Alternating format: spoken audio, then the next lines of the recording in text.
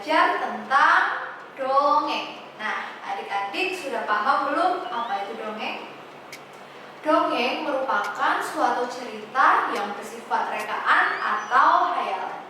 Nah, kisah dalam suatu dongeng ini biasanya tidak benar-benar terjadi adik-adik. Di dalam suatu dongeng biasanya mempunyai sifat yang menghibur dan juga memberikan contoh atau moral pendidikan. Dongeng juga mempunyai arti lain, yaitu cerita yang dikarang dan juga cerita yang diceritakan oleh orang lain. Dalam dongeng ini biasanya terinspirasi dari peristiwa nyata ya adik-adik. Unsur pembangun dalam sebuah dongeng ada dua. Yang pertama yaitu unsur intrinsik. Nah, unsur ini merupakan unsur pembangun dari dalam sebuah dongeng. Nah, yang kedua yaitu unsur ekstrinsik.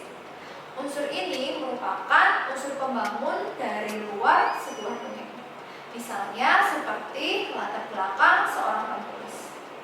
Selanjutnya, unsur intrinsik ini dibagi menjadi 5. Yang pertama terdapat tema, yang kedua tokoh, yang ketiga latar, yang keempat alur, dan yang kelima adalah amanat.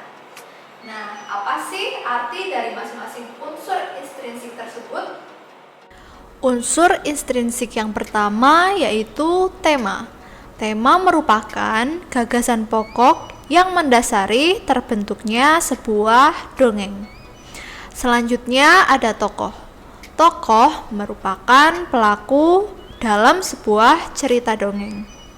Selanjutnya ada latar. Latar merupakan tempat, waktu, dan juga suasana pada peristiwa yang terjadi dalam sebuah cerita. Lalu ada alur atau plot.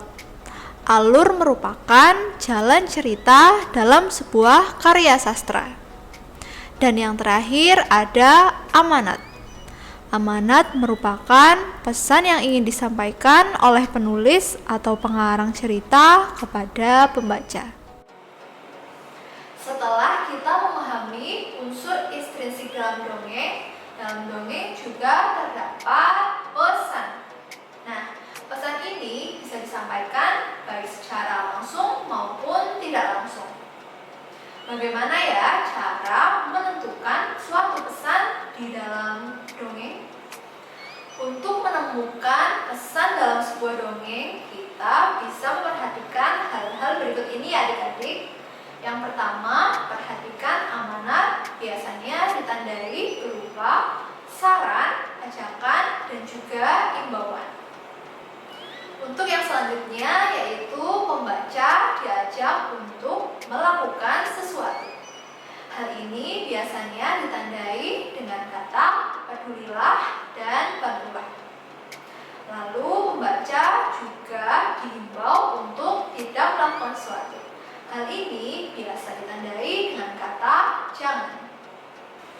Oke adik-adik, setelah kita memahami bagaimana cara menemukan pesan dalam sebuah dongeng, mari kita sama-sama cari pesan dalam cuplikan dongeng berikut ini ya adik-adik. Perhatikan kutipan dongeng berikut ya adik-adik. Pada sebuah lomba lari, Kancil mengatakan bahwa Siput tidak akan menang. Kancil beranggapan bahwa ia adalah pelari tercepat di hutan ini. Siput tidak marah, namun pada akhirnya saat lomba lari diadakan, Kancil kalah karena ia terluka saat berlari.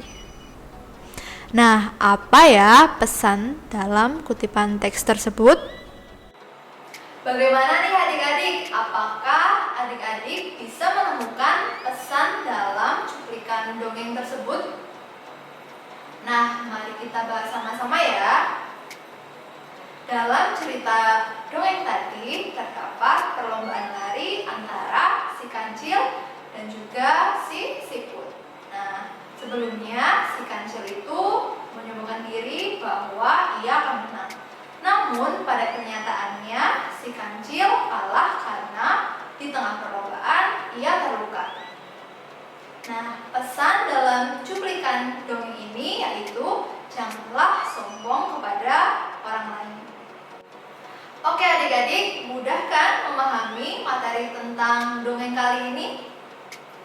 Nah, jangan lupa untuk share video ini ke teman-teman kalian ya. Dan jangan lupa juga untuk like, komen, dan subscribe channel Video Edukasi Eksis. Sampai jumpa di video